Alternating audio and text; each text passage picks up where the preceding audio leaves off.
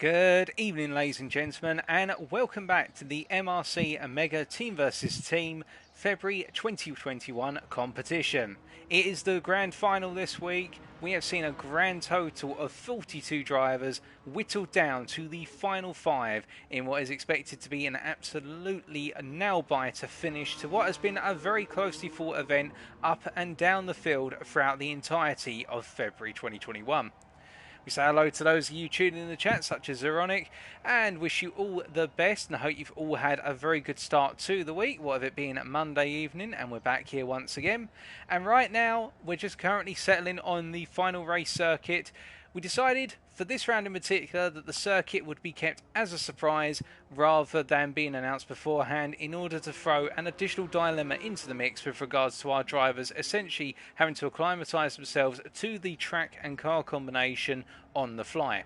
Now, what do I mean by that? Well, normally with big events such as this, you'll find out what the car and track combination is, say, a week in advance. That gives you an entire 7 days to practice. Whereas when you go into an event like this, a blind event, you may be told what the car is, or you may be told what the track is, but it's typically the car you'll be told, but you won't be told the circuit. And what that will mean as a result is you can practice the car at a number of circuits, but the circuit you could end up on is either your personal favourite, or a circuit from hell for your own personal experience, or one that you've just never practiced before. And we finally settled on Sardinia Road Track B. This was a circuit that was introduced to GT Sport more recently in DLC compared to some of the more core content circuits. And this is a circuit which is going to go very well with the car our drivers have available. Now you're probably wondering, what car is that? Well, my dear fellows, it is the Lancia Stratos 1973. A classic rally car, and one that is known up and down the field if you are a motor journalist or somebody who just has a keen interest in motorsport and cars. Lancia Stratos being a mid-engine rear-wheel drive 185 horsepower machine weighing in at a total weight of 980 kilograms or 2,161 pounds. So what that means is we've got a light car with a good amount of engine power, and because it's mid-engine rear-wheel drive, this race is going to be just as much about drifting the car through the corners as it is about nailing it in the braking zones and nailing that throttle on the straight. Because remember, when you've got 980 kilograms of car with the majority of the weight being thrown towards the rear of the car, it's only going to cause the car to slide into the corners and get the rear end rotated as soon as possible. So it's going to be the race on rotation tonight, and Sardinia Road Track B is a track where rotation really matters. Now, we should point out as well that our drivers are running balance of performance, so in fact, because of that, the cars have now had their power increased to 191 horsepower, and they've had their weight increased to 1,185 kilograms. So we've added an extra 205 kilograms into the car, and that means that these cars are going to be a little bit heavier, which makes that rotation aspect all the more difficult. Our drivers will have access to sports softs, sports mediums, and sport hard tyres. Now, let's take a big step back. I'm your host, Paul TX141 Walsh, or Britain Spit, depending on what media you follow me on, and I should also point out that my co-commentator today, David Whitehouse7, will be joining us potentially a little bit later on. Unfortunately, there's some technical issues on David's side at the moment with regards to the latest GT Sport update. Needs to get it put in place, so hopefully he'll be joining midway through the stream and particularly before the racing gets underway. For those wondering about the schedule for tonight, so currently, as you can see in the top right corner of the stream screen, we have a time of 20:51. We will be getting underway with our qualifying session at what is 21:05 by that clock, or 5 past the hour. Qualifying will last 10 minutes, and then at quarter past the hour we'll be getting underway with the half an hour endurance race in the same format as we've seen it before. Now, keeping that in mind, what do we have to watch out for? Well, what we have to watch out for is that we should really introduce our drivers at this point, as we're just checking quickly back through our notes. So, without further ado then, let's introduce our different drivers up and down the field. We start off with, as we bring up all of our data on the screen, we start off with IGTSH's Ricci, the Hungarian driver representing the independent GT Sport Hungarian community. Ricci being perhaps the favourite going into tonight's race. Now, you're probably wondering, why is he the favourite? Well, simply put, if we look back at the record over the last 3 weeks, Ricci has been perhaps the most dominant of the 5 drivers. Now, all the drivers have been dominant in order to get to this stage, but Ricci none more so than him. Now the reason for that is because in round 1 he was in Lobby B. That was the opening round where we had all 42 drivers, and Ricci was in Lobby B and came first. In round 2 he was in Lobby 2 of Top Split and he came first. And in last week's Top Split lobby, where we only had the one lobby for all of our Top Split drivers, he was first once again via a significant margin where he controlled the race from start to finish. So you can imagine Ricci is the favourite as a result, having been the leader in all 3 rounds to date. However, we've got a number of drivers chasing after him, including H Racing Green from the SBR community, the British driver here, H Racing Green 91, in that lovely orange-black liveried Lancia Stratos there. Already a favourite of my own in terms of that livery combination. In fact, I might see if I can bribe him to give me a copy of that livery afterwards, but you never heard that. H Racing Green at the other end of the spectrum, perhaps the driver who's had to really push it hard in order to get into this grand final, and has really found himself time and time again up against it in terms of the odds, but he has prevailed. That's not to say that Ricci hasn't had to put effort in, or any of the other drivers, but H Racing Green's story has been one of trials and tribulations throughout. In round 1 he was in Lobby C. We saw him racing around at Tsukuba in the Renault Clios, finishing P5 in what was a very tough race for P5. Then in Top Split, round number 2, at Bathurst in the Peugeot RCZs, he was to come 5th in Lobby 2, just about creeping into round number 3, although it was a close one. And then in round number 3, he was in the Top Split lobby of course then, because we only had the one, he came 4th in what was a well executed race by H Racing Green, and that seen him make his way into the finals here. We then flip over to another British driver in the form of NM1. NM1 here representing Club 100 today. We've got 2 Club 100 drivers we should point out, but he's one of the 2. NM1's story has been one which has been up and down throughout the series. In that, in round number 1 in Lobby B, he was to finish 2nd and do a very good job in Lobby B, of course being pipped by Ricci. And then in round number 2, in Lobby 1 of Top Split, he came 5th. In what was a difficult race, but one where he prevailed nonetheless to be promoted into round number 3. And then in round 3, in that Top Split lobby, he was to find himself coming 3rd after a well-executed strategy which saw him creeping away from the rather unfortunate battle for P4 and P5, and he found himself creeping away up into P3. And that is NM1's story. And as we hop over to Daco at this point, Daco being the Croatian driver here who's representing the GTHR community, as we say hello to Chainsaw LTU in the chat, who's betting for Ricci and is a adamant supporter of Ricci as well. So with Daco, what we have here is the fact a story of a driver who's had to really work hard as well, but at the same time has been towards the top end throughout. For example, in round 1 at Tsukuba, he was in Lobby C and finished 3rd in what was a well-earned 3rd place, in the fact that he seemed to just find himself in a little bit of a no-man's land in that 3rd position towards the end. It was then in round number 2 where he secured his first win of the event, whereby he was able to pick up a 1st place in Top Split Lobby 1 at Bathurst in the Peugeot RCZs, and then it was last week at Tokyo in round 3, where we're all racing around in the Audi R8 LMSs, that things worked out once again for Daco, and he actually collaborated with Ricci, we should recall. He worked with Ricci in qualifying, and the guys were able to put themselves towards the front. Ricci was on pole, and I think Daco was P2 or P3 if I remember correctly, and Daco in the end finished 2nd out of all our drivers after running a very consistent race. So Daco's one to watch out for. I think the gloves are going to be off a little bit today in terms of him working with Ricci, and it's going to be every man for himself as he kicks a load of gravel across the circuit coming out of the extended double left-hander. And then last but not least of our drivers to be introduced today, it is the Brit of Marky Boy, who's representing Club 100 as well. And we'll come back to the teams in a little bit. Now Marky Boy is perhaps the story of the series. If you want to look at a driver who's literally found himself on the bubble every time, in a position where you'd think, oh, Marky Boy's going to get knocked out of this round, or he's going to be put down into the bottom split or the bottom bracket, Marky Boy has been the one to say no and defy the odds every single time. So let me take you through why. In round 1, Marky Boy was in Lobby C. We saw him come 1st in a dominant form. But then, in round number 2, in Top Split Lobby 2, which we saw again, Marky Boy started off very well. In fact, he started right at the front. but he was to fall down the order and pretty much towards last place at Bathurst, only to then pull off an absolute strategic masterclass of underfueling the car and then simply tagging on behind other drivers in the end to come home in 4th place and surprise everyone at being the driver who just appeared out of nowhere and picked up a very strong result that would see him make it into round number 3.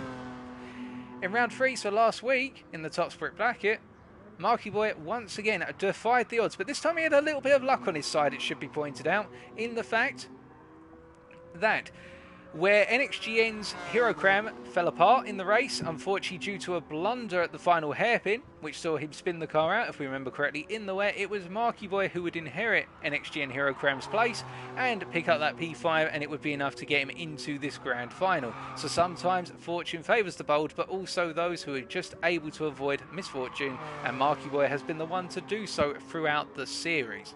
Of course, that's not to be any discriminatory or nastiness towards any of our other drivers who have been eliminated, but the 5 who are here today are the ones who, if they haven't been the fastest out on track, they've been the ones that have been able to pull the greatest amount of strategic manoeuvrability in the race. Alternatively, they've just been the most consistent and haven't made any mistakes.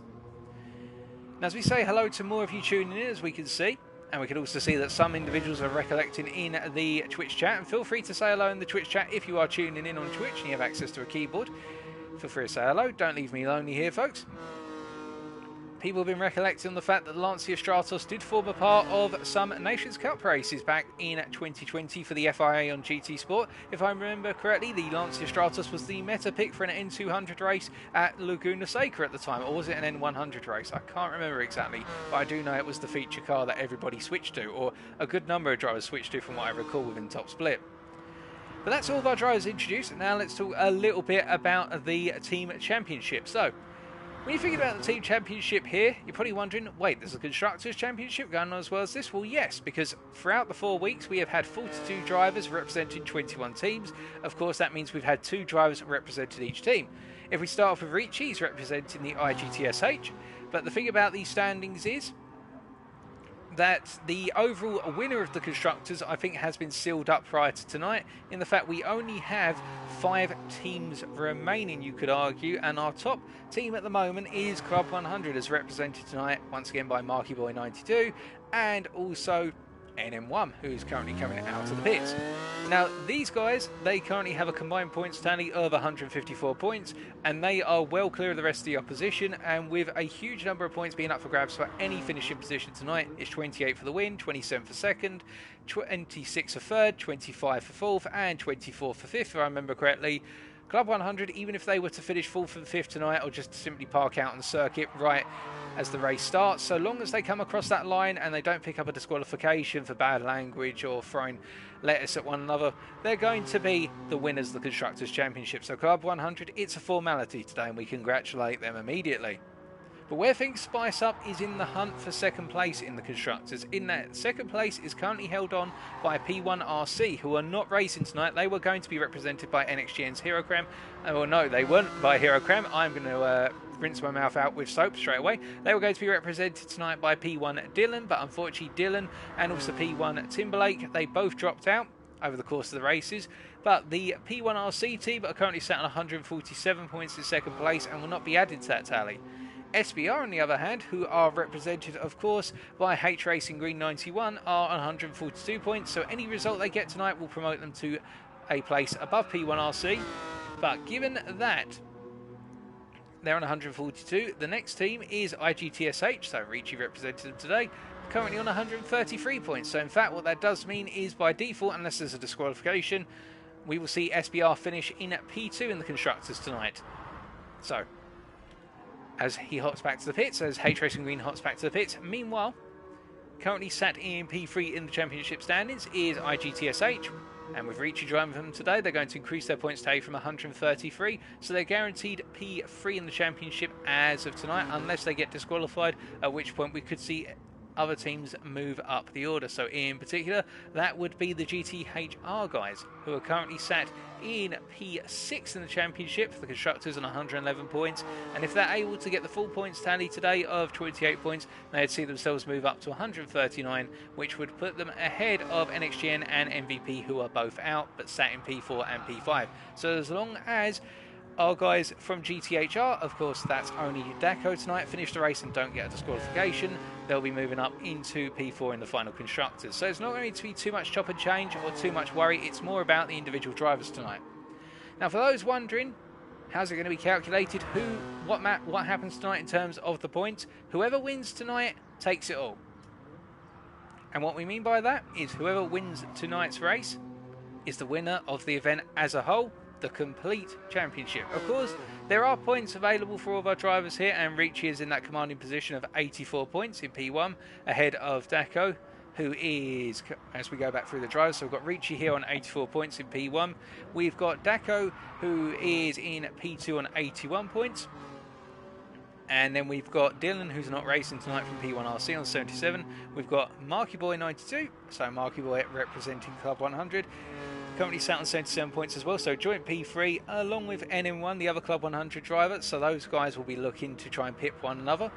And then the last of our drivers who are racing tonight, we've got H Racing Green, of course, who from SBR is on 73 points, currently P7 in the standings, but will see himself move up. And if he's able to outscore some of the other drivers here, may see himself becoming joint on points, alternative, just beating NM1 alternative Marky Boy on the points here. So it's not going to be too much chop and change, and that's why essentially this is being done on whoever wins tonight wins the team versus team event as a whole, because it can't really chop and change in the point standings.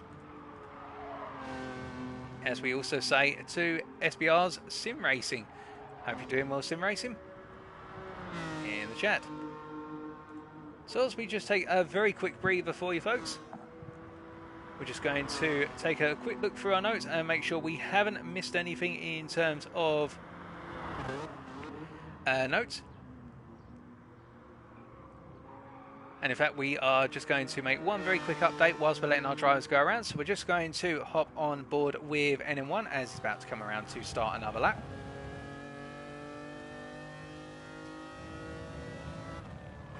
Give us 2 seconds, ladies and gentlemen.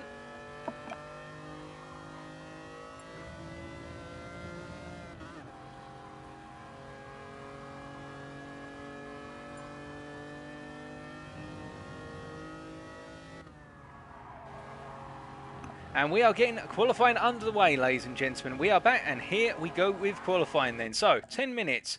Let's see what everybody's able to achieve and who is going to be on that front row by the end of the proceedings, as we get confirmation from Mr. Whitehouse that he is 64% of the way to getting the update installed. So as all our drivers come out then, in the space of this 10 minutes, obviously we've got fuel and tyre wear on. It is the standard settings that we've had throughout the series, whereby we have had tyre wear on ×3 and fuel depletion on ×5. We have got sports soft, sports medium and sports hard tyres available, but all of our drivers going for the sports softs, definitely for qualifying. Given we've got 10 minutes and this is quite a short circuit, we would expect that our drivers are all going to get in multiple laps over the course of the qualifying session.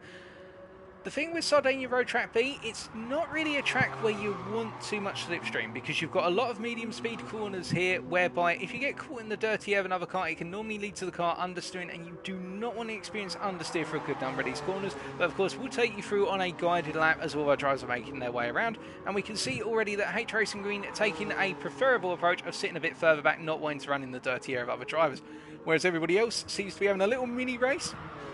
We've got Ricci trying to run away ahead of Marky Boy and Daco. You think these guys are racing for position right now? I can assure you, ladies and gentlemen, we are in qualifying mode, not in the race right now. They all want to be the first driver around so they can get the maximum possible time out on the circuit. And as they all make their way up towards the double extended left-hander here, or as I like to call it, windmill corner, because it's got a load of windmills just behind it. Now going through the most difficult left-hander on the circuit, which is the extended blind uphill left-hander, and then we've got the final corner. So we hop on board then with Ricci as he's about to take us for a lap, and he's ahead of Marky Boy and Daco, but getting it a bit wrong in the final corner, so that's not the ideal approach, and immediately getting off line. So we're actually going to hop to Marky Boy's perspective here, as Marky Boy guides us onto a lap, and Ricci backs out of it for the time being. Although this could be a bit of a strategic move to get in the slipstream of Marky Boy.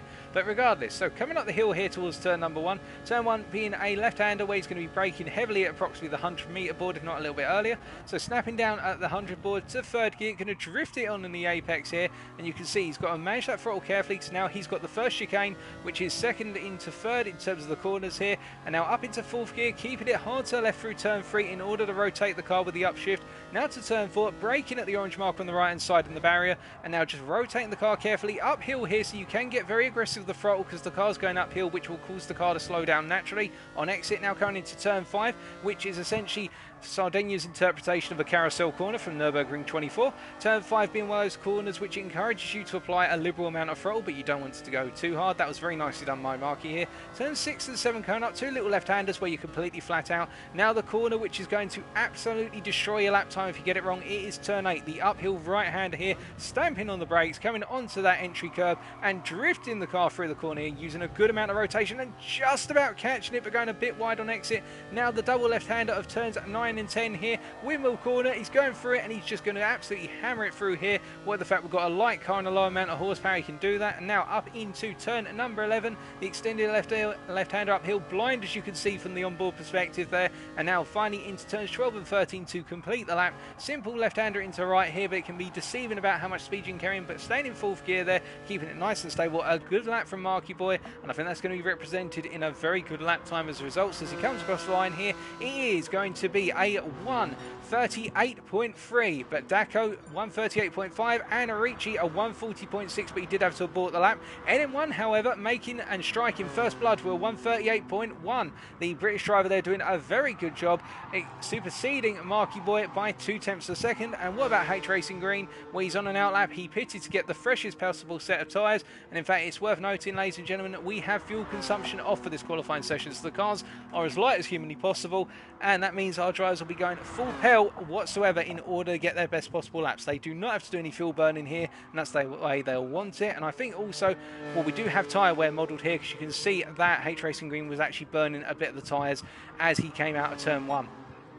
As they're making their way through it, and the tyres are going to last quite a bit of time because we're running very light machines here, so they haven't got too much to worry about. As we say hello to GGRC Ender and also Wellmids, hope you guys are doing well and that you're enjoying the stream so far and you've had a good day. All of our drivers coming along at this point, and what you can see is NM1 here seemingly letting Marky Boy tuck in behind him. Now, is this a tactical play from the Club 100 boys in order to try and improve their lap times respectively? Perhaps NM1 realises that Marky Boy doesn't quite have a great lap available to him, so he's going to help him out on the straight just a little bit, because you can gain a couple of attempts by being in the slipstream of another car on that start-finish straight. But again, I think it's subjective where you really want that slipstream. It's not an objective thing to get the best possible lap. You want slip around the circuit, particularly in this final corner, 12 into 13. It's one of the roughest places to have the dirty air because it gives you better slingshot speed out of the corner, but at the same time it also costs you the ability to get the nose into the apex of 12. But Daco coming across the line here, improving to 1:38.0, and Ricci improving to 1:38.3. Meanwhile, NM1, does he improve at all? No, he does not. But now Marky Boy and NM1, the Club 100 drivers, in sequence together, so I think this is the tactical play. As meanwhile, H Racing Green, who we haven't really seen too much of so far, comes across the line to complete his first qualifying lap, and it is going to be, I think, about a 1:40. A 1:40.6, so H Racing Green finding himself 2.2 seconds off of P4 right now, and 2.5 seconds off of our leaders as we hop over to Daco, who is currently making his way around the circuit here. And what we can see with half the qualifying session remaining, 2.5 tenths down currently after Sector 1, which is normally indicative of a lap that's not going to improve. You really do want to be matching your opening sector time here, because it's very hard to find time in Sector 2 unless you nail what is turn number 8, and it's Sector 3 where it all comes down to whether the lap is made or lost in terms of trying to regain that time. And Sector 3, if he gets it right, he can gain a huge amount of time. But I think Daco here might be setting himself up for another lap. Now, it is worth noting, as it's just been pointed out to me and by my co-commentators still trying to get things updated, and that's David Whitehouse, for those who are wondering, that H Racing Green is much stronger in the race than he is in qualifying, as Daco immediately gets out of the way of everybody, getting it wrong there, coming out of turn number 9 into 10. And, well, H Racing Green is a better racer than he is a qualifier, and that could work in his favour here, with there only being 5 drivers, so it's not a case that you're going to fall off the pack too quickly, as Ricci, oh, almost goes wide beyond track limits, and NM1 goes beyond the track limits. In fact, Ricci does get a track limit penalty there, so he's going to have to burn that time off because that lap will be discounted here. And we can see that Marky Boy coming across now. This is looking to be an improvement for Marky Boy to a 1:38.2. So that tactic of letting NM1 tow him along a bit has helped out. It's improved his lap by 1/10 of a second. I think Marky Boy is now doing the same for NM1, but of course I think they'll have worked it out that if Marky Boy lets NM1 to get too close to him, because NM1 seems to be the fastest one-lap driver out the two Club 100 boys, as H Racing Green, sorry I should point out ladies and gentlemen, has improved to a 1:38.5, so now finding himself at 2/10 off the rest of our drivers. And in fact we are going to hop on board with the SBR driver here to just watch him through a lap as he goes into turn 1, and he gets it wrong initially. Commentators curse. As soon as I want to look at one driver, they get it a bit wrong, but he'll be resetting. He'll have at least one more lap available, if not two. Well, he'll have one more lap available to him. So all our drivers now really either on a lap or getting set for their final qualifying lap here, and we are waiting to see whether anybody's going to improve, as Marky Boy almost goes into the wall there on the outside out of 6. That was a very, very close to the wall. Caught off the corner of the camera there, but what we can see for definite is that Marky Boy right now using Ricci to pull him along, and in turn effectively NM1 is getting a double tow here, and Marky Boy already 2/10 up and almost going purple there, albeit there's a bit of a gap between his time and that of Daco. That gap is approximately 2/10 right now, so Marky Boy's just got a tiny bit more to achieve in order to close up onto that provisional pole. But right now it is looking as though anybody out of our 5 drivers can get that pole position for tonight's race, and that will be important going into the race because that gives you track position into turn 1. As NM1 goes a little bit deep there, I'm not sure that's going to be a penalty, but we see Ricci is going to come across first to begin his final qualifying lap. Does not improve. Marky Boy does not improve either. In fact, it went a bit wrong there, and NM1 doesn't improve, so nobody improving as Daco comes across the line. So they're on their final laps, and then we've got H Racing Green, who is now coming across to start his final qualifying lap. Go, and that was a very, very well kept drift through the final corner there. I thought that was going to go wide at first base on the way the camera was turned, but it's worked out. And now that means H Racing Green essentially has the pick in terms of he's got all the track to himself and he can just enjoy things. But we will stay away from him for a little bit as we just watch all our drivers here as they're coming up and around through turn number 4. And there's no real change so far. Is anybody going purple? It doesn't look as though anybody's going purple right now. So we are going to hop back to H Racing Green and ride on board with the British driver here. We caused the commentators curse on him last time. Let's hope it doesn't happen again. We will, of course, hop away when our drivers come across to see what their laps improve by, if they do at all improve. But Racing Green getting a nice line into 4 there, just rotating the car. Could have been perhaps a little bit more greedy with the entry curve there to help rotate the rear of the car, unsettle the rear. But he's half a 10th up already, so I get the feeling that Racing Green is using this as much as a fact-finding mission doing these laps, as he does get it wrong at 5 and the car snaps away on him, and I think that's going to have cost him the lap. So I think Racing Green is using these qualifying laps just as much as a reconnaissance trip as he is for trying to get a good qualifying lap in, because remember, only 5 drivers here. He can always improve in the race. We've got 30 minutes of racing ahead. We're going to hop away for H Racing Green as he finishes Sector 2, because we will see him that he's going to be red. So that means as they all come out of the final corner, then it is going to be Ricci who first comes across, and it is going to be what looks to be a 1:37.9. Marky Boy improved to a 1:38.1.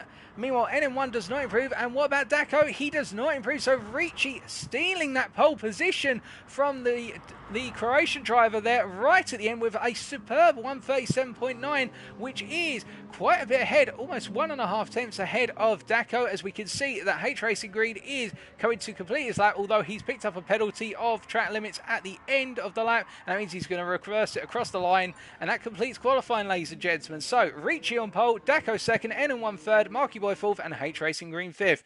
But now it's time for us to get underway with the race, a 30-minute endurance. So as we pan down towards the grid then, Ricci on the right, Daco on left, behind them the 2 Club 100 drivers, and then behind them H Racing Green. Who's going to win the event? We'll find out by the end of it. 30 minutes separating these drivers from a potential event win.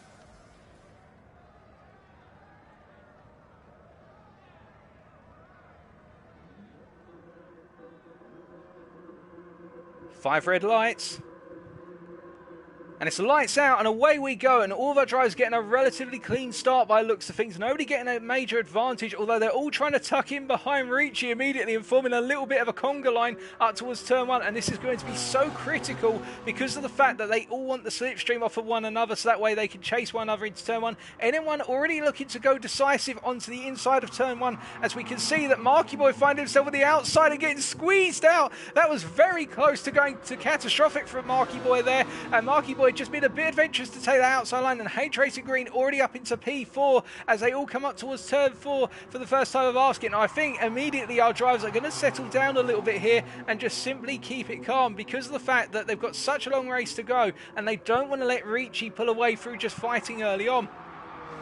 As they come through turn number 5 then, you can see that they're all getting it relatively clean, and it's with the fresh tyres at the moment and a huge tank of fuel. The car's going to be very planted, but of course as that tyre wear starts to come in, these sports tyres are going to feel very rough, and also with the lighter fuel load, when that 100 kilograms of fuel drops to about 50 kilograms, the rear ends of these cars are going to slide a bit, and that's where it's going to be all about the craft. As Racing Green looks to go defensive, but also slightly offensive on NM1, but that's going to cost him a huge amount of momentum going up the hill here into turn number 9, and he's staying defensive versus Marky Boy here, and Marky Boy doing a very, very good job of really tucking in behind Racing Green and trying to put as much pressure on, and Ricci right now not pulling away as Daco is chasing after him, but all of our drivers staying with one another on this first lap, as we see Daco going a tiny bit wide there coming out of the uphill left-hander of 11 as they go into 12 and 13. All of our drivers are now completing their first lap. We can see all staying within track limits on the opening lap. And as we come towards the start-finish line to complete lap 1, it is Ricci ahead of Daco, followed by NM1 and then H Racing Green in P4. And then last of our runners so far is Marky Boy, who we hop to the onboarded now. And as we ride in the cockpit here of the Lancia Stratos that he's racing, you can see all of our drivers just keeping it relatively settled as they're all going into the corner. But you can imagine Marky Boy is just trying to gain as much information as he can in terms of what the drivers ahead of him are doing. Are they potentially fuel saving? Are they driving on the ragged edge? It's all information that he'll want to use later on, but he's got a wonderful view of the rear side of H Racing Green right now as he closes up under braking into turn number 4, and all our drivers going through here, and you can see how difficult it is to nail that line perfectly every lap, as NM1 has lost a lot of momentum coming out of 4 and is actually falling back into the clutches of Racing Green, who is getting ever closer to the back of the fellow countryman, his British driver. Daco goes wide out of turn 5, and that is a disaster for Daco as we accidentally hit a button there on the keyboard. My apologies, ladies and gentlemen, sticky fingers and whatnot, but Daco getting it all sorts of wrong there, and we're going to take a look back at that as NM1 is promoted into P2 and H Racing Green up into P3, Marky Boy up into P4. Daco will be able to catch back up, but that is unfortunate. But you can see that he has lost what was 3 places, and also at the same time he has lost about 3 seconds to the pack right now, and that has really enabled Ricci to start to pull away a little bit, because it looks as though NM1, Marky Boy and H Racing Green are fighting a little bit in amongst themselves, so Ricci being able to pull the distance as they all come up towards turn 12 for the second time of asking, and Ricci really starting to put the hammer and tongs down now. I think he's noticed that he's been able to pull away from his main rival, who was quite close behind him, and we're just going to flip back very shortly to see what happened to Daco coming out of turn 5. Was it just an error with the throttle input, which I suspect it was, given the fact that he just drifted wide on corner exit, as it's so common to do so even in the highest of splits in GT Sport. But coming up into turn 1 in on lap number 3, no real change right now, although Marky Boy has got past H Racing Green, it should be pointed out, but he's gone out onto the stones there, and well, that's going to cost him a little bit of momentum, but he's been able to keep it settled. So Marky Boy doing everything he needs to right now to hold off H Racing Green, who's going to go for it, getting a good run out of 4 and up into 5. Here we go. Well, it's going to be turn 4 and he's going to go for the move, and you can see he's trying to tuck on the inside, but he's just lost the momentum in that Stratus. It's just not carrying enough momentum up through turn 4, and what that means is for H Racing is he's now going to have to settle back and find another way of getting past these guys a little bit later on in the lap. And with the gap opening up a bit, we are going to take a look at what happened to Daco coming out of turn 5. So riding on board with the driver here, we're just going to look at his telemetry and look at the throttle input in particular. I get the feeling the car's drifted off apex and he's put his foot down and decided he's going to commit the power, and the car's just simply said, I can't go that far, I haven't got the grip available, Daco, and it's given up on him. So that's what happened to Daco, as something's happened. Meanwhile, whilst we're looking at the replay, NM1 has seemingly lost it, and Daco's going to try and go around the outside into turn 9, but it's not going to work. And in fact, NM1 going defensive, pushes Daco a little bit wide, and that means that these guys are now going to have to fight one another to get back into the mix ahead. We'll find out what happened with that shortly, folks, as we're coming to the end of lap number 3. And Ricci getting it all sorts of wrong out of 12. So the mistakes are starting to creep in. That's going to be a half-second penalty minimum for Ricci there, I think, because he went beyond the limits. Or perhaps not, in fact, because he has lifted off quite a bit and lost a lot of time to Marky Boy. So I think he's already counted the fact he was going to get a half-second penalty by doing a heavy lift and coast on the start-finish line there. So that was very difficult for Ricci as he came out the corner. But still, he's been able to hold it together. But that gap between him and Marky Boy has come down quite a bit. So nobody is safe, even though 5 minutes have already passed. As we can see in the rear view camera shot, Daco's starting to get ever closer to the back of NM1. And speaking of NM1, let's see what happened to him. So going through turn number 7 then, smooth line through and now up into 8. Let's see where he got it wrong. So under braking, it looked relatively good. Put a wheel on the gravel there, but you can do that. And then got on the power, and the car's just simply bounced off of the apex. And because of the camber change for that corner, you can't really see the camber change in the camera as NM1 goes defensive versus Daco at turn 5. But the camber change has launched the car further off the circuit than he intentionally planned.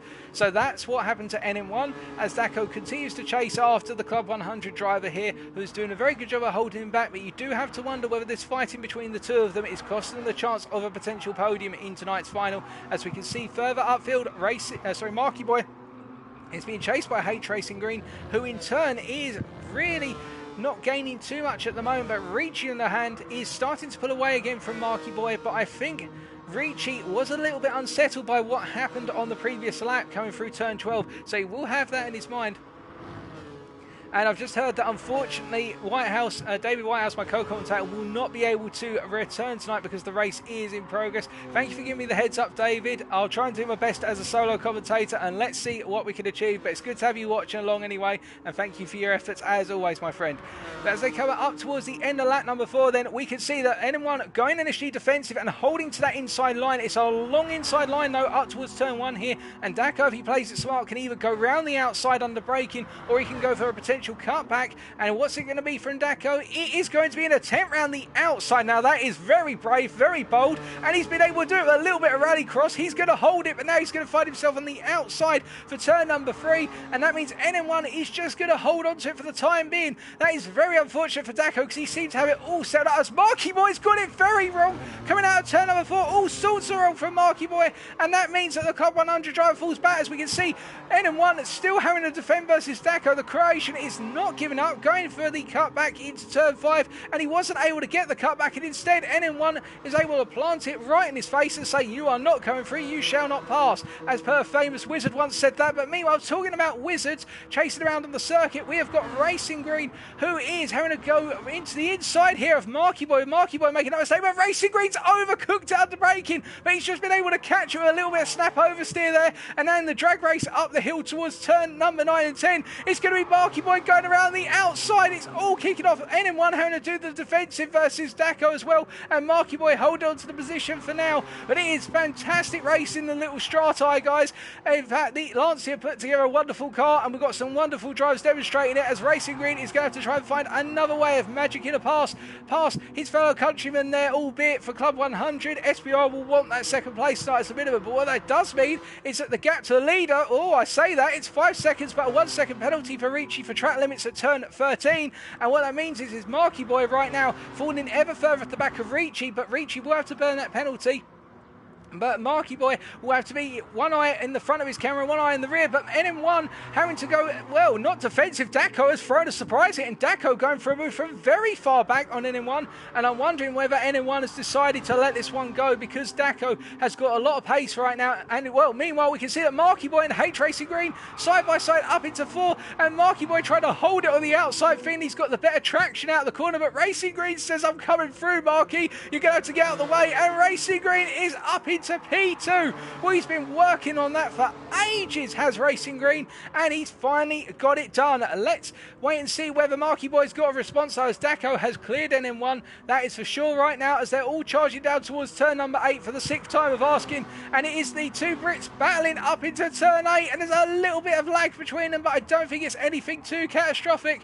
And H Racing Green is on a charge right now, having started at the back, and, well, it doesn't look so Marky Boy's got a response right now, but it It could happen at any time, as the Club 100 drivers are going to have to find another way to get back into the podium fight. We've still got Marky Boy on the podium at this point in time, but Daco is fast charging, and already Racing Green is pulling away from Marky Boy, and Marky Boy is falling back into the clutches of the crazy Croatian that is Daco, charging his way back into the fight.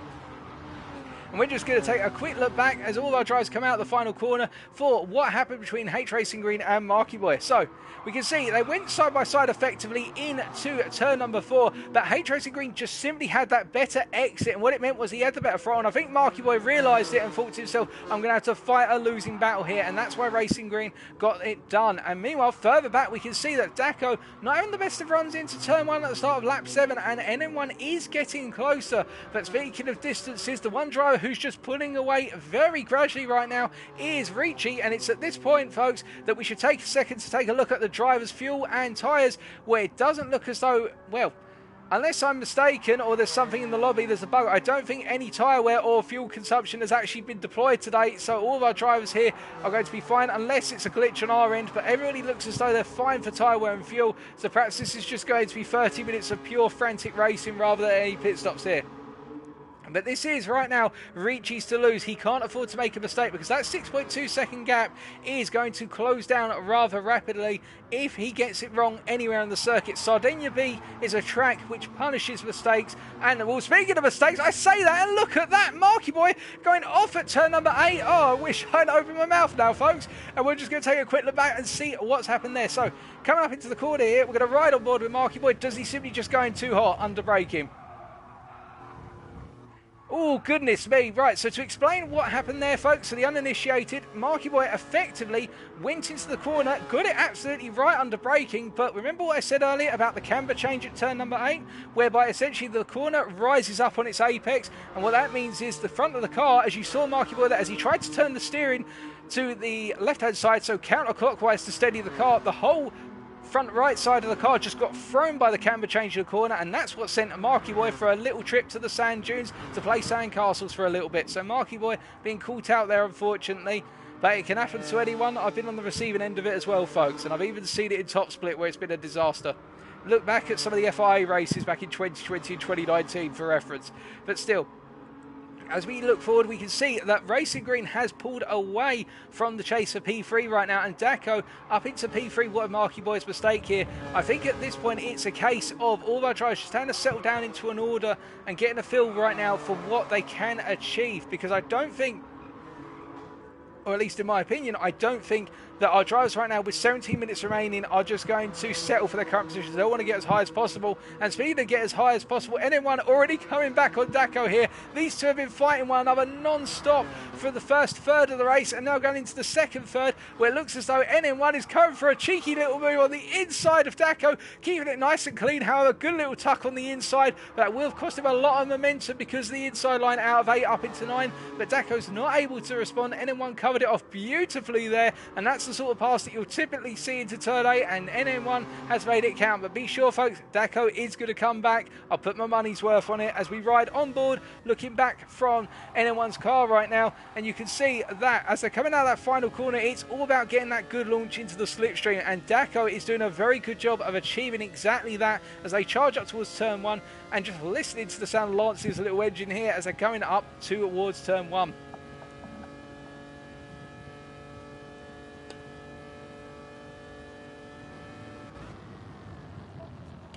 And we seem to have a yellow flag for some reason. Hold on a second. What on earth has happened up ahead? As I was just taking a quick water break, and Ricci, hold on a second. We said it was his to lose, and Ricci has lost the lead. What has happened there? Well, we'll find out very shortly, folks, because we're going to take a look at anyone who's in a battle with Daco, and Ricci's trying to get some momentum back in order. So Ricci's falling back into the clutches. It is now a three-way fight for second place. Goodness me, commentator's curse already from David Whitehouse with regards to Ricci. It's his to lose, and that means Racing Green is now our race leader as we take a look back at what happened there. So Ricci coming up into turn number 1 then. Does he just simply miss his braking point or go too deep?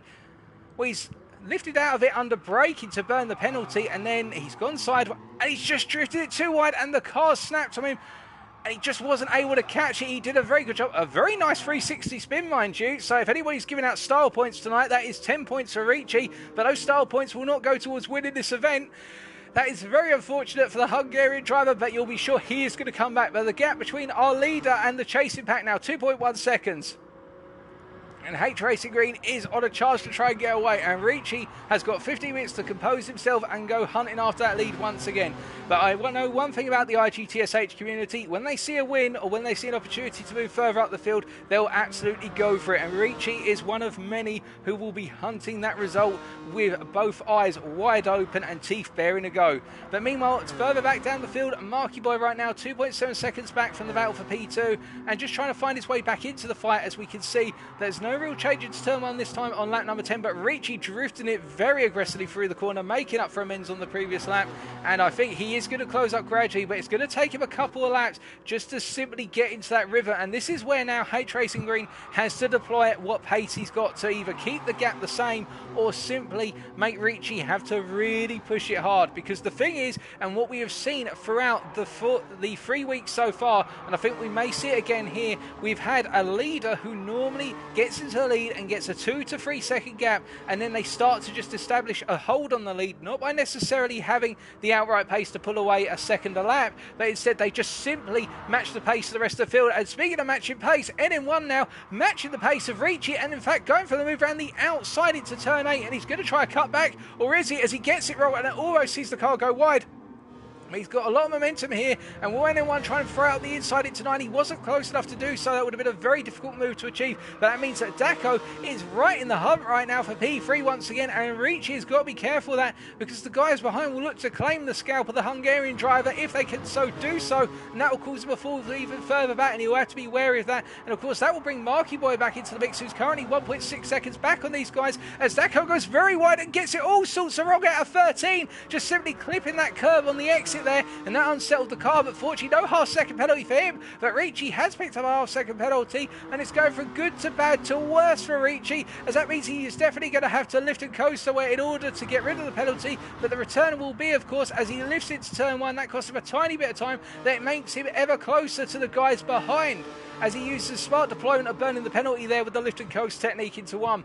But meanwhile, up front, 2.2 seconds to Racing Green right now, who is just controlling this right now. Oh, I think he's controlling it, although I could be wrong, ladies and gentlemen. And it looks as though Ricci has got to have one eye forward and one eye back, and he is absolutely chucking that Lancia every single corner. And in the rear of your camera shot, you can see that Marky Boy is now getting closer to these guys as they all come through turn number 5. And Ricci going wide, and is he going to get under control? He's just caught it, but that's NN1 up into P2, and Ricci was very skilled there to catch that car before it got lost. I think he might play cricket in his spare time with the way he caught that steering wheel, but still, NN1 now up into P2, and that means Club 100 have got one driver definitely well into the podium positions, or have they, as NN1 goes very sideways out of 8, and Racing Green must be loving this, as you can see Marky Boy flashing his lights in the rear to distract Daco, alternatively to say I'm not going to go for a lunge here. But what you can see, as Daco's going to go for the move on the inside of Ricci up into turn 11, the Croatian and the Hungarian now going to war against one another,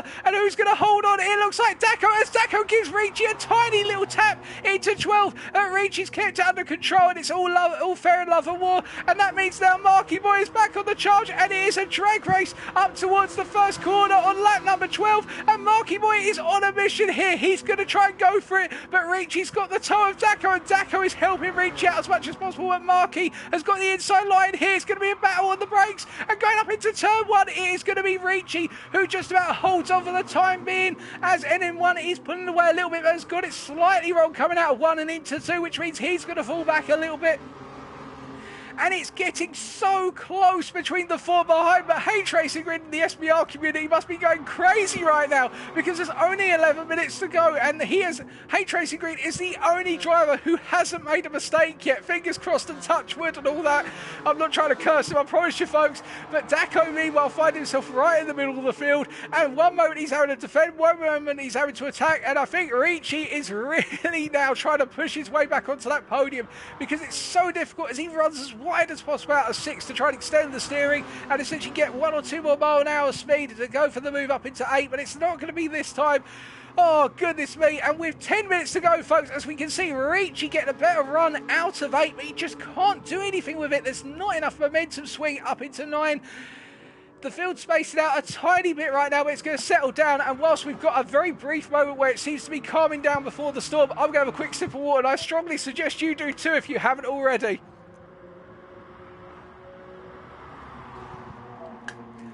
Right, we've had our refill, and now as we go out of turn 13, all of our drivers, and we can see that Daco had to lift out a little bit. That almost got a little bit chaotic for Daco, and Ricci has got the momentum now. Who will it be, as anyone has picked up a half-second penalty as well? It looks as though Ricci is going to be the one leading the trio up into turn 1, but it's all over the place in terms of they're all trying to find position, and Ricci going defensive, but going defensive against Marky Boy. Daco's just simply said, well, thank you, Ricci. If you're going to give me the line there, I'll just simply take it off of you. And I think Ricci may have reacted a bit too much to Marky Boy there, who was trying to go for a move up the inside, and he simply cost himself the place as Racing Green drifts his way through turn 5.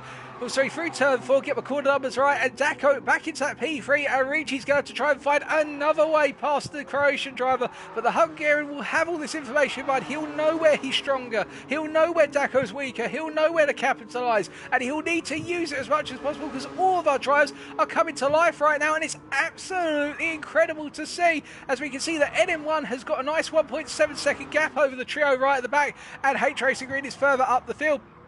As they come up into 8 then, Daco not able to...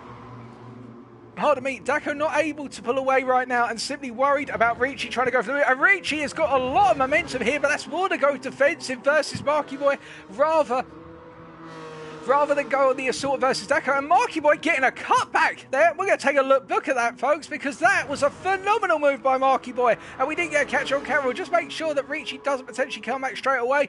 Right, to give you an idea, Marky Boy here, who we ride on board with, just simply Ricci went wide, and Marky Boy said, well, Ricci, if you're going to do that, I'll just simply cut back on the inside, coming out of 10 and up into 11. So Marky Boy now up into P4 and charging his way after Daco, but Ricci meanwhile is behind and getting ever closer and getting the double toe as the lead is coming down between Racing Green and NM1, and we will come over to that very shortly for you, ladies and gentlemen, as we can see all of our drivers into turn 1, and Marky Boy just getting it a tiny bit wrong and dropping back as Ricci picks up the position that Marky Boy concedes. And we're just going to flip up towards the information to see who has got fastest lap right now, and it is Marky Boy with that fastest lap of a 1:37.4 there, and Marky Boy seemingly having good moments and bad moments and just not able to find perhaps that pace that he wants over every single lap. But we still got 8 minutes to go, and it's not as though there's huge gaps between all of our drivers right now. Anybody can still win this, anybody can make a mistake. Everybody's made a mistake so far, minus this man right here, H Racing Green, who has started from the back and made his way up into P1 and doesn't want to let it go. The SBR community driver here doing everything right so far, but it could all change towards the end. Fingers crossed, of course, for the SBR guys, it doesn't, but anything can happen with 7 minutes to go, and it is NM1 who is chasing after H Racing Green. That gap has come down over the last 3 laps from 3 seconds to 2.2 seconds, but NM1 has got to keep in mind the Club 100 driver is being chased by Daco, who the GTHR driver is being chased very heavily by IGTSH's Ricci as well. And Ricci, the guy who was on pole and has dominated pretty much every race he's raced in, finding himself not in that dominant position and having to try and find a way back into the fight for the podium and for the all-important race win tonight. Meanwhile, Marky Boy, the last of our drivers right now, 1.5 seconds back on P4, trying to find a way back into the race as time is coming down. 6.5 minutes on the clock now.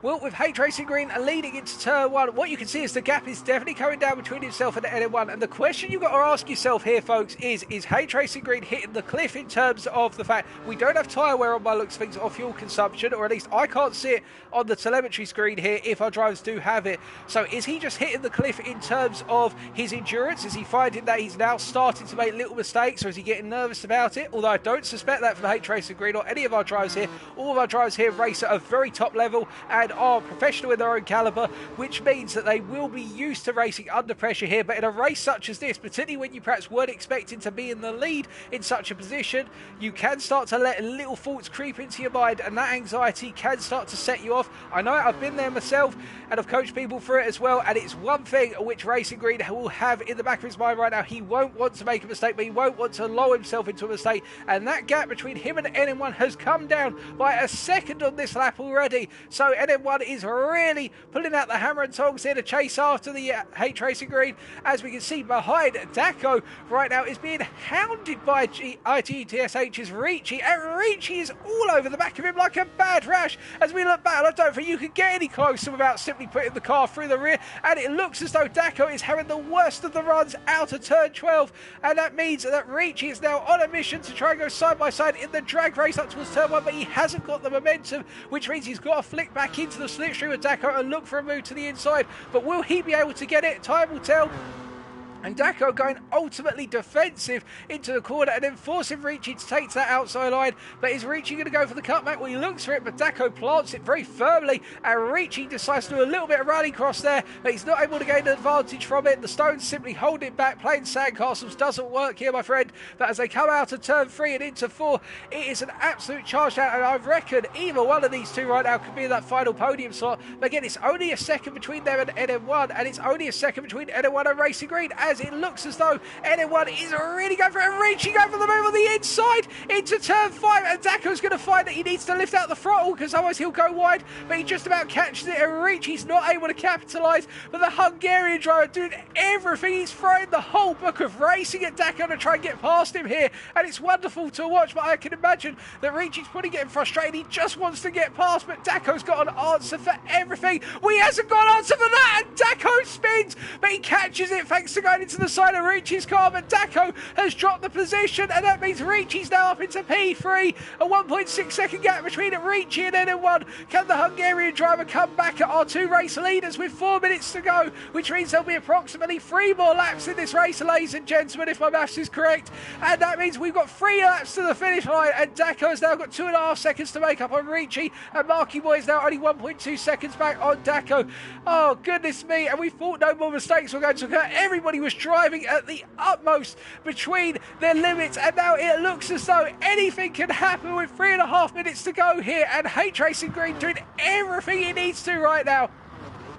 He just can't afford to get anything wrong, as we see the fastest lap has now gone to Ricci of a 1:37.347. And to give you a comparator, ladies and gentlemen, that last lap, H Racing Green did a 1:38.0. Meanwhile, NM1 did what was a 1:38.1. So H Racing Green is matching, if not slightly faster than NM1 over a single lap when he needs to be. But you can see that NM1 is getting that little bit closer per lap versus H Racing Green, but not a monumental rate. But it is going to be Ricci who's going to try and catch him, as Daco is there to go defensive versus Marky Boy here, and Marky Boy is doing everything he can to get back into the fight for P4, and he's there now definitely, and with a couple of laps remaining as Daco goes wide out turn 5. That's going to cost him a huge amount of momentum as they're coming up towards turn 6, 7 and 8, and Marky Boy's going to go to the outside, which will be the inside for 8, and I think he's got this.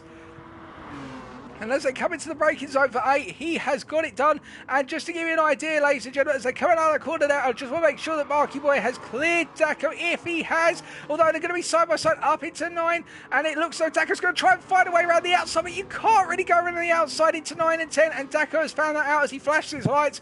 That's very unfortunate for Daco. The gap between first, second and third, which is a 6/10 gap between H Racing Green and NM1. And it's only a further 1.5 seconds back to Ricci. So the gap between P1 and P3 is 2 seconds flat, ladies and gentlemen, and NM1 right now for Club 100 is on a charge with 2 laps to go. Can H Racing Green hold on, or is the pressure going to get to, or is NM1 going to deploy some pace that he's kept hidden all this time? And meanwhile, Marky Boy did everything he needs to clear Daco and come charging after the guys up front, but is it too late for Marky Boy to get into the podium? So with 2 laps remaining, it is so close, and the H Racing Green right now has been in a commanding position for so long, but it looks as though he's being reeled in at arm's distance lap after lap. And now it's NM1 who's going to try and charge after it, and Ricci I don't think has a response right now, and in fact Ricci is dropping time. But with the fact he hasn't got access to that slipstream, albeit through the corners he does seem to be faster. It'll be on the acceleration zones and the straights where NM1 will pull away from him. But meanwhile, looking further back, we can see that Marky Boy has started to pull a little bit away from Daco, so I think the battle for P4 has calmed down a bit with a minute to go. But it's H Racing Green and NM1 who all eyes are on now as they cut towards turn number 8.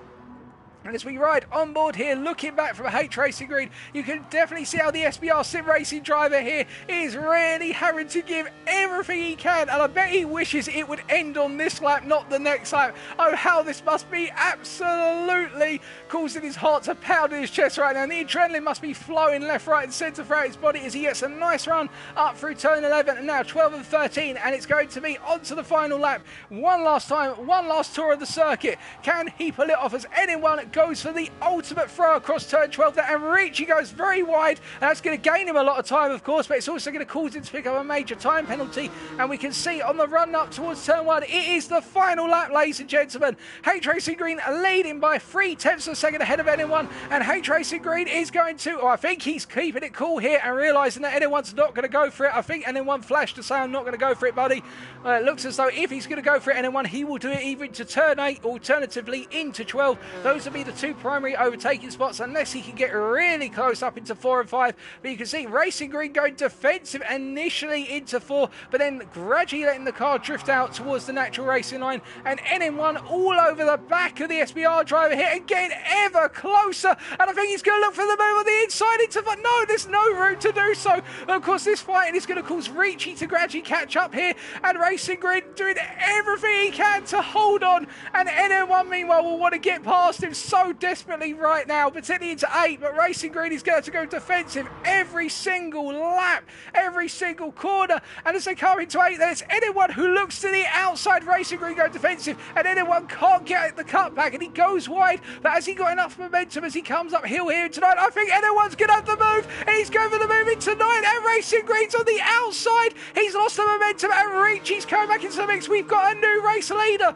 with only 3 corners to go. It is turn 11, 2 more corners to go. Ricci's right in the back of this pair, and as they come into 12 and 13, who's going to nail it out of the final corner? Who's going to be the race winner? Well, it looks like anyone's going to drift out a bit wide, and Racing Green's got a lot of momentum here. It's going to be a drag race to line, and Racing Green's going side by side here. Who's going to come across the line in the lead? And it looks as though it is going to be NM1 who just picks Racing Green to line ahead of Ricci, then Marky Boy in P4, and last but not least is Daco in P5. Oh, goodness me. Congratulations to all our drivers, but to our winner, Club 100's NM1.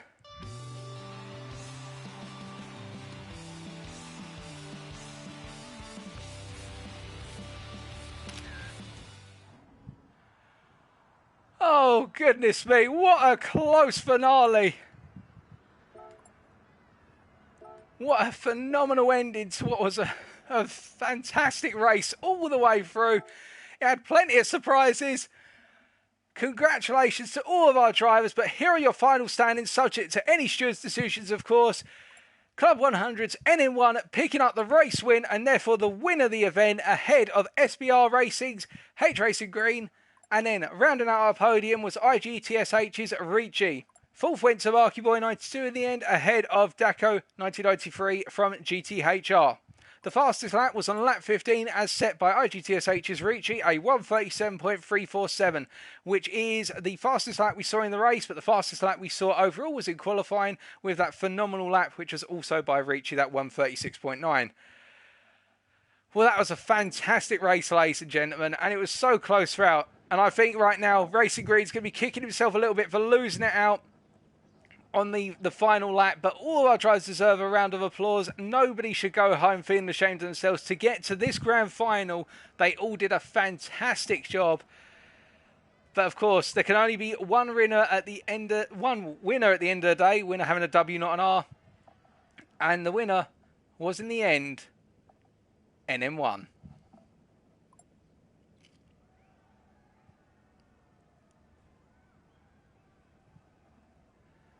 Oh, goodness me. Well, I guess the The next question is, do any of them fancy a quick post-race interview?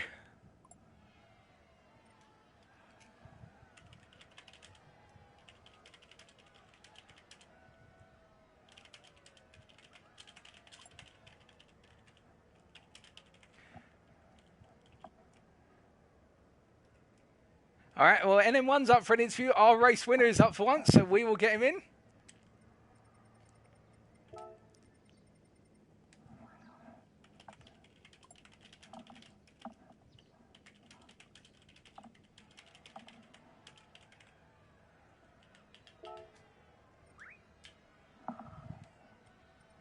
I'm just going to check whether any of the other drivers would be up for an interview.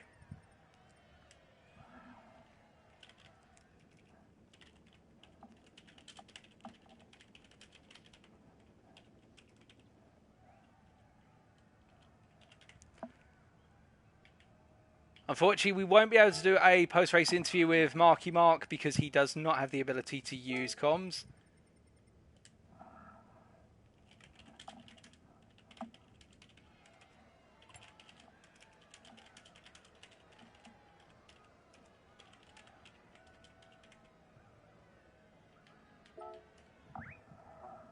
So we're just going to send an invite to NM1. We're going to get our race winner into here, into the commentary box. So give us 2 seconds, ladies and gentlemen. You're just going to miss the screens for a brief moment.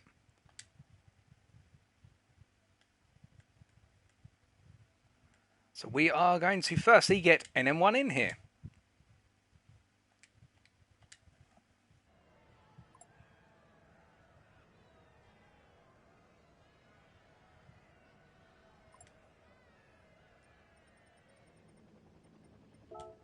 So it won't be joined by Ricci today.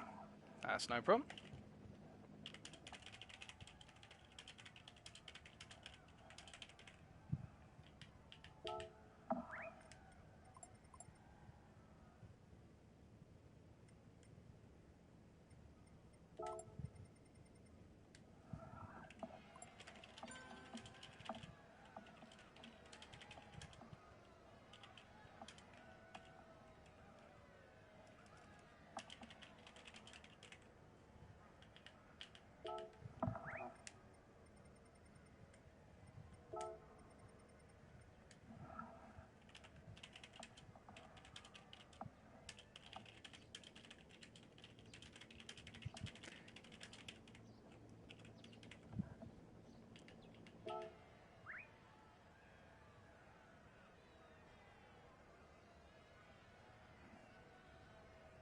So we're just trying to get NM1 into the chat right now.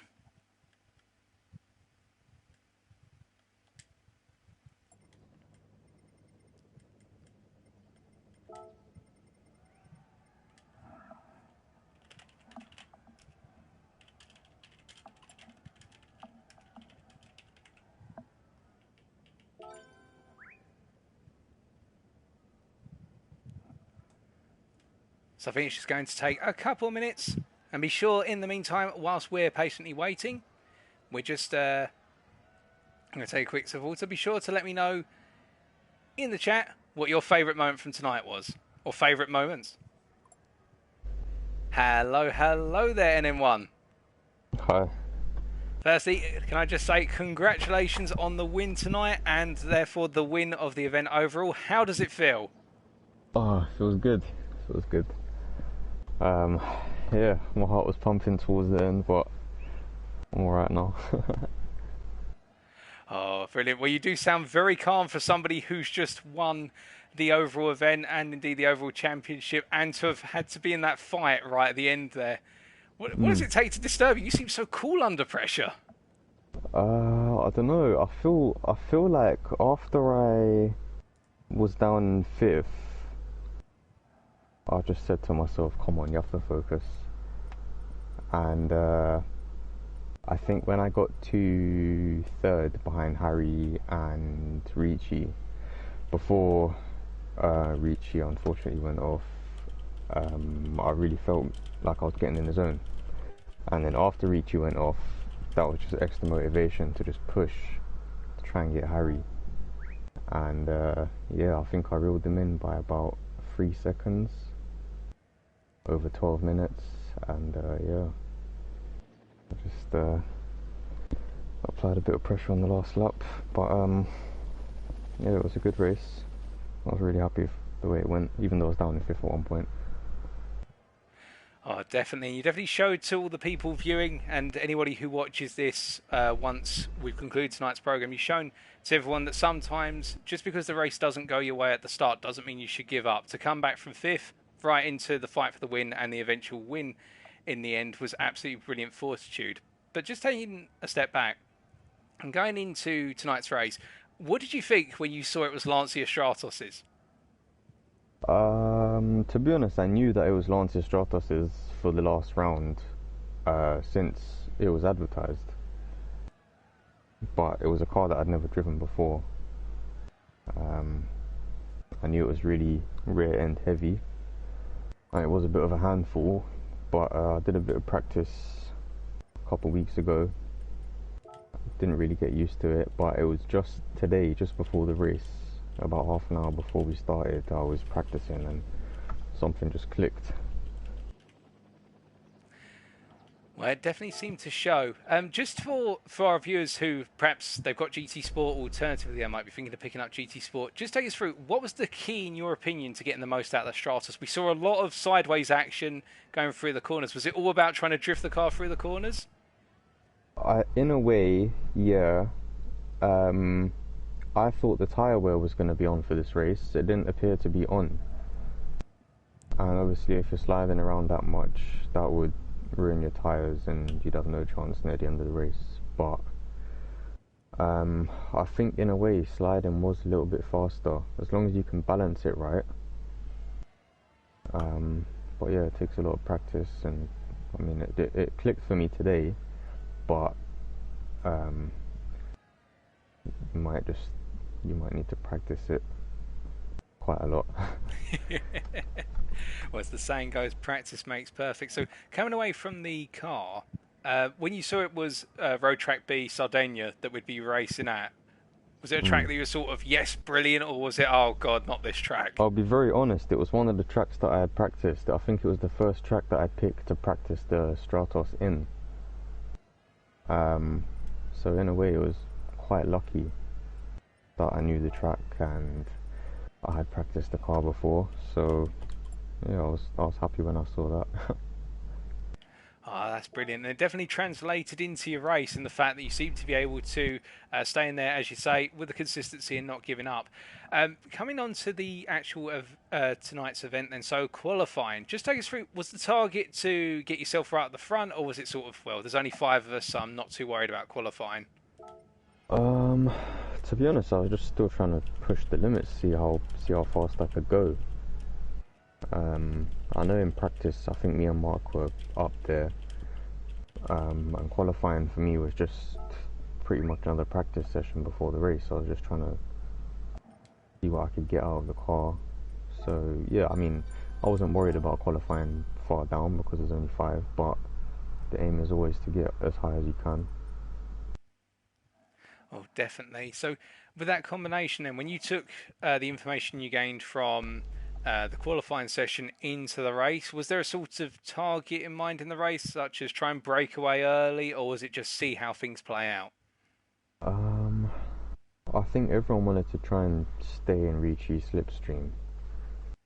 Um, but I think with a few mistakes and a bit of battling, he managed to get away. And I think there comes a point where everyone just thinks that first place is not catchable anymore, so we'll just fight for the other positions. And I think there was one lap in particular where the rest of us all bunched up towards the end in the last sector. Um, but yeah, once I got in the clear, I was just back into qualifying mode, see what I can get out of the car. Just like try to set the best lap times that I can, and usually works well for me, to be honest. Well, it definitely worked out for you. And then when you saw that, when Ricci had his initial off, so his initial major mistake that pulled him back into the clutches of everyone, was it immediate in Mm. your mind, were you sort of jumping up and down thinking, all right, is a result's coming now, or was it still sort of just focus ahead, just get on with the Yeah, job? Yeah, I mean, to be honest, before that point, I think I was already in the zone.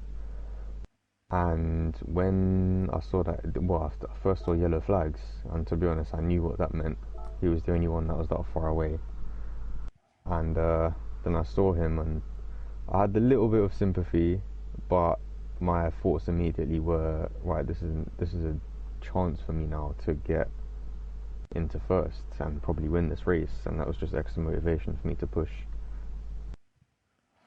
Oh, it definitely worked in your favour, and then having that extra motivation to push. With Mm, regards to coming on to H Racing Green, then, so we saw that you pulled out a significant gap of about 3 seconds, which you yeah. subsequently reeled in. Were you just biding your time with that gap, or was there always this target sort of start putting pressure on in the last couple of laps? To be honest, I was really focusing on just setting qualifying laps. Um, I was doing 38 fours for quite a while, and I said to myself, that's not good enough. Like, you need to be setting 38 zeros, a few 37 nines. And I think a few laps before, well, I mean, when I got to within a second of him, I think I was setting 37. I think 37.7 was my best time. But I was getting quite consistent around the 38.0, 37.7 mark, and I think that I wouldn't have been able to catch him without that because he was very consistent. So any mistake that I made, he was able to immediately increase the gap. So I knew that I just had to keep on it, like just keep setting good lap times, no mistakes. Yeah, it makes sense. And sometimes that's what it's all about. It's just simply putting in qualifying lap after qualifying lap. Don't worry about the gap ahead of you. It'll close Mm, down gradually rather than trying to pace yourself to the guy in front. So yeah. coming to sort of the very end then. So with 2 laps to go, really up towards the back of H Racing Green. Just take us through what was going through your mind there, because we saw, particularly on the final lap into turn one, you seemed to flash your lights as if to say to H Racing Green, I'm not going to go for a move into turn one. Was the target always to go for the move later in the lap? Uh, I don't know. I think flashing lights is sort of a distraction method that drivers use. Um, or if you are on your way through and planning to overtake very soon, usually flash your lights. And I think it's just a intimidation tactic that some drivers use. Um, but yeah, I knew that I was in a slipstream, so it'd be very difficult for him to get away. I just had to focus on not making any mistakes, get close enough in key zones. Um, Obviously, that all that time that I spent behind him, I had gauged where he was stronger and where he was weaker on the track. So I sort of had an idea of where I would be able to go for a move by the time that I had caught him. Either into uh, the hairpin in sector two. I knew I got a much better exit out of there. And also the last corner, I think he even admitted that he was a little bit weak out of that corner.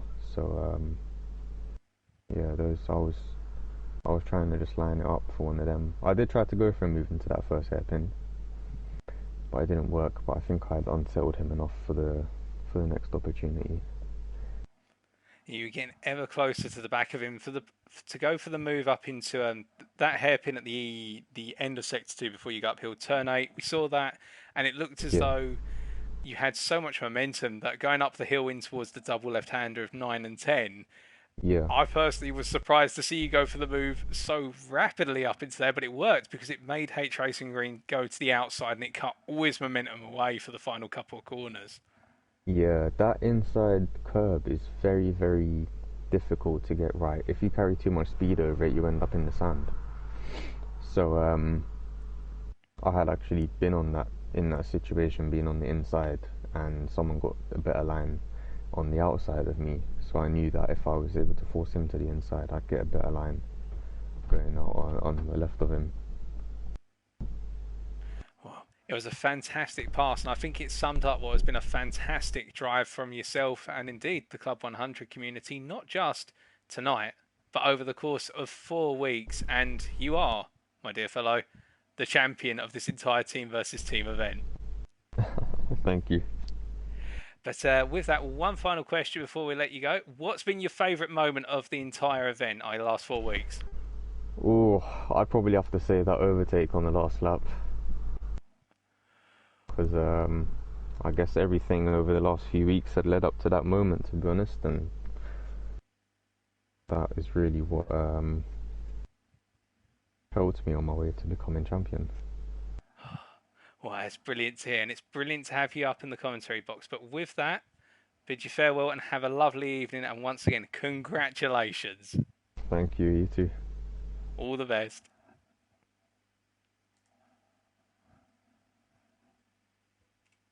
Alrighty then, ladies and gentlemen. Well, we've got one more interview to go before we continue.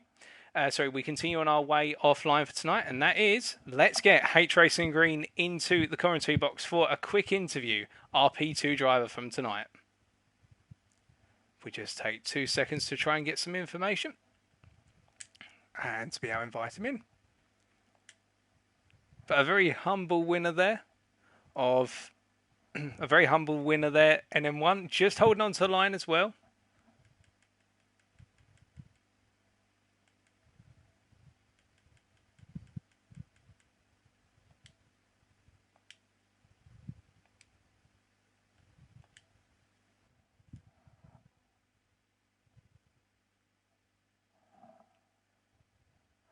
Hello, hello. Is that Mr. H Racing Green there?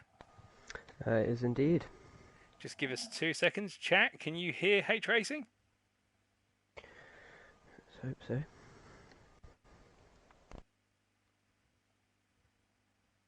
Yep, they can hear you loud and clear. Well, firstly, I'd like to say, I know it wasn't the result you wanted tonight, but still, congratulations on second place tonight in what was looking to be a very difficult evening for yourself, but you turned it around in the end. How does it feel? To be honest, P2 is 3 places higher than what I expected to get, to be honest with you, because coming into it, it's not a car I have ever really enjoyed in the past, and the mystery track ordeal was something that I was also not particularly looking forward to, because generally the guys around me on the grid have much better fundamentals and technique than I do, so just like as drivers they are generally quicker. But I guess the format of no one knowing what we were going to do before tonight kind of evened the playing field a little bit and gave me a bit of an advantage that I got up to speed perhaps a touch quicker than everyone else. So to I think be the only driver not to have spun at some point or got off at some point and to have led the race for that long was really positive, and obviously losing it by less than a tenth at the end stings a bit, but you know, it's to be P2 after qualifying last by like half a second and not looking really anywhere until a few laps into the race. I'm really pleased with what I've managed to get there.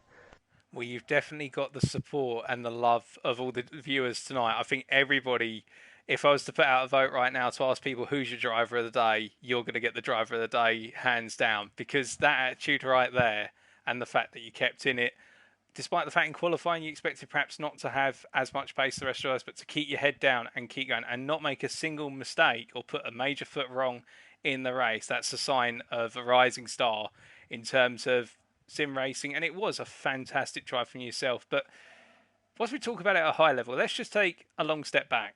So when we got told it was going to be Lancia Stratus's tonight, what was your first thought about the car?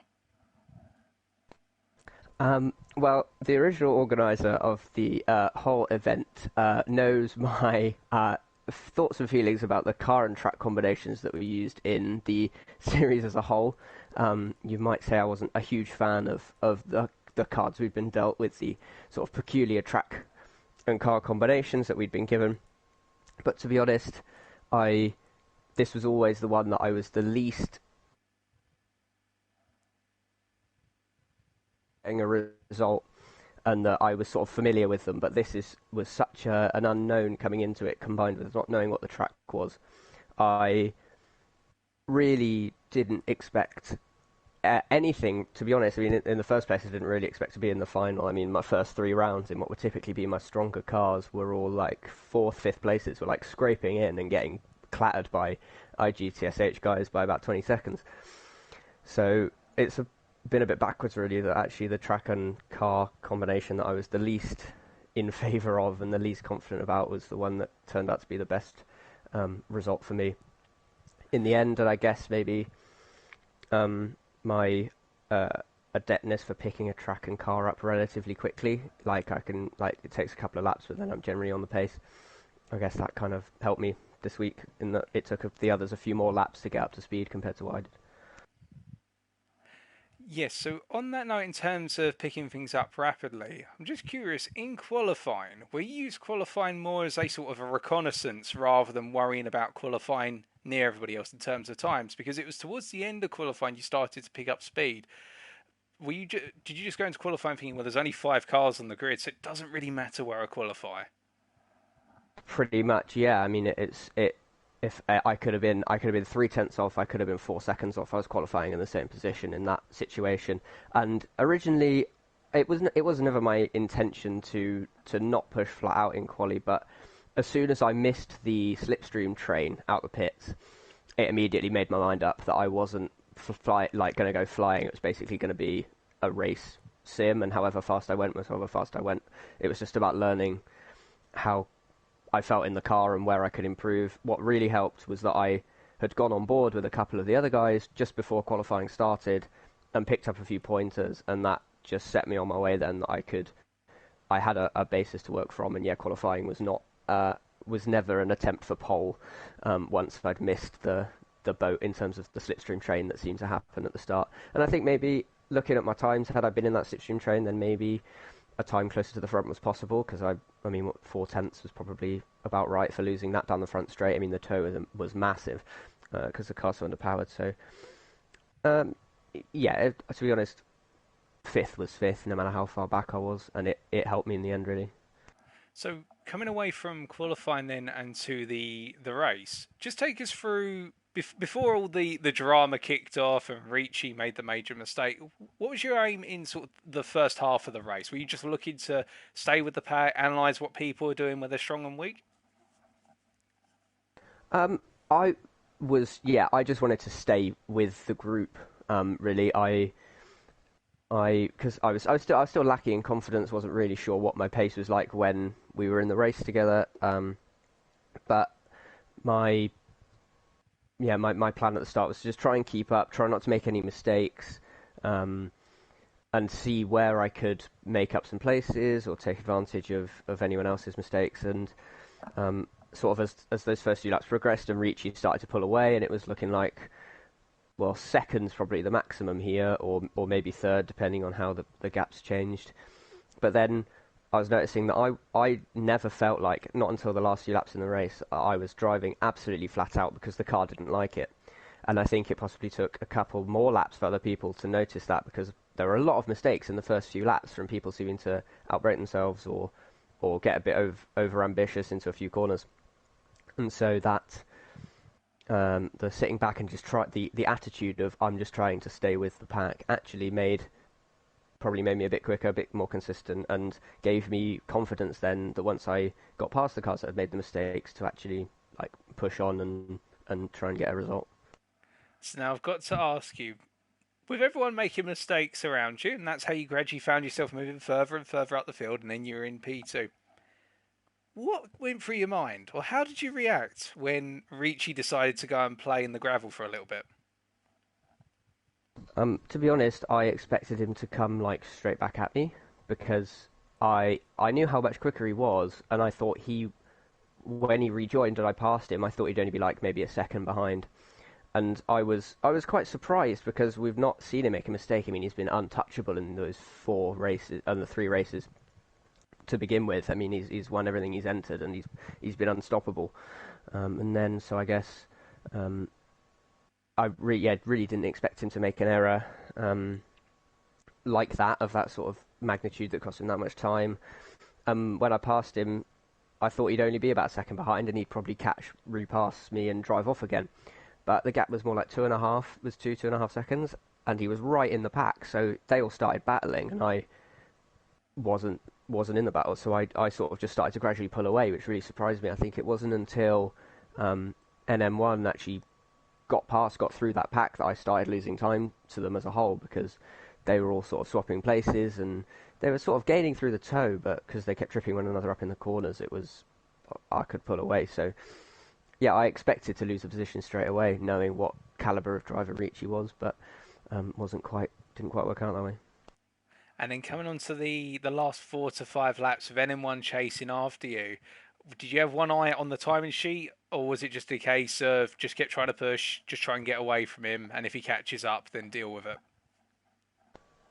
I knew he was catching me by sort of the point. I think there were probably about 7 laps to go. I was well aware that for that race at least, I was going to be about as fast as I could. I couldn't get my head around where to find more time, and I knew the guys behind me just being better drivers because I was certainly an underdog coming into this race and in general in the series, but they were going to keep finding time lap on lap, and I was sort of hitting a ceiling or wasn't really able to get my head around it.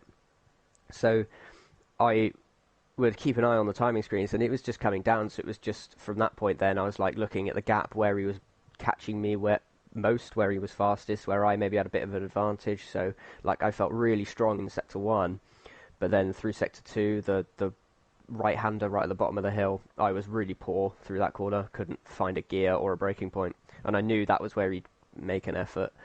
And the final corner as well, I was losing loads of time coming out of there, so it wasn't that. So as I knew he was catching me, it was more just in preparation, because I knew he'd have a go, and I knew there was always a chance. What I'd actually sort of hoped was that he would pass me a lap earlier, because I wanted to follow someone through the final corner and remind myself how to do it and possibly be able to get a run. But I never got the opportunity, and he beat me before the final corner on the last lap. And I think you could see it, like, the second I got behind him and we went through the final corner, I nailed the final corner and got a run on him. And it was just that. It was like I didn't have the circuit or the technique ingrained in my head enough to always be maximising it, and the guys behind were just getting quicker. So it was just about trying to keep consistent, keep a decent pace, and hope that I could defend from him in the end. And sort of, by the end I couldn't. It was just left the door open, got a bad run where I knew I was going to get a bad run, and let him through. Well, still, even though you left the door open, I mean, we don't normally see overtakes up into turn 9, which is where NM1 went for the move on you and into that double left-hander.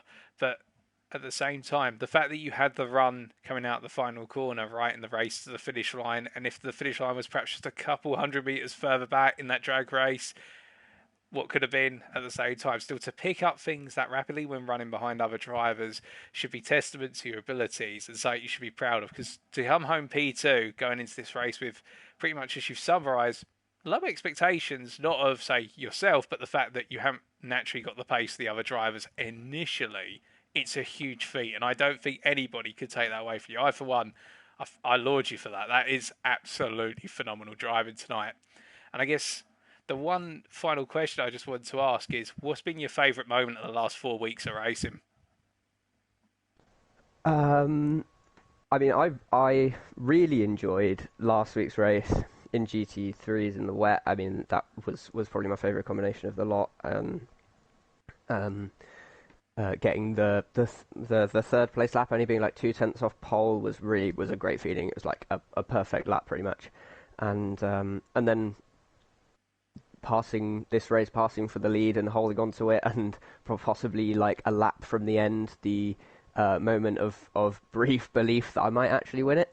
That was probably the best thing, because it was such a surprise. So even crossing the line in P2, as frustrating as it was still really good, because there were 3 other cars behind me who were all like recognised names, all driving for big teams and always up there in FIA races and things like that. So coming home in P2 ahead of them was really good. It's not something I get to experience very often.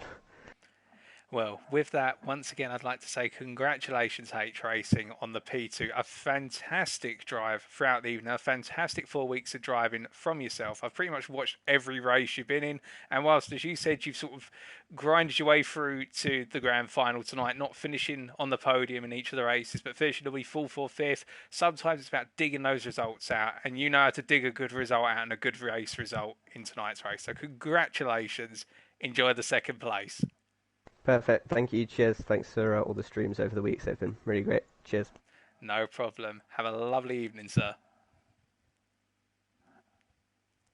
Alrighty, ladies and gentlemen, well, that is the conclusion of our interviews. And two very good drivers there in the form of NM1 and H Racing Green. Both very humble drivers in their own right as well. I think NM1 is probably jumping up and down right now, thinking to himself, we got it, guys, we got it for Club 100. Whereas H Racing Green from SBR, you can tell good amount of pride there in the fact that the SBR community have been put even higher on the map.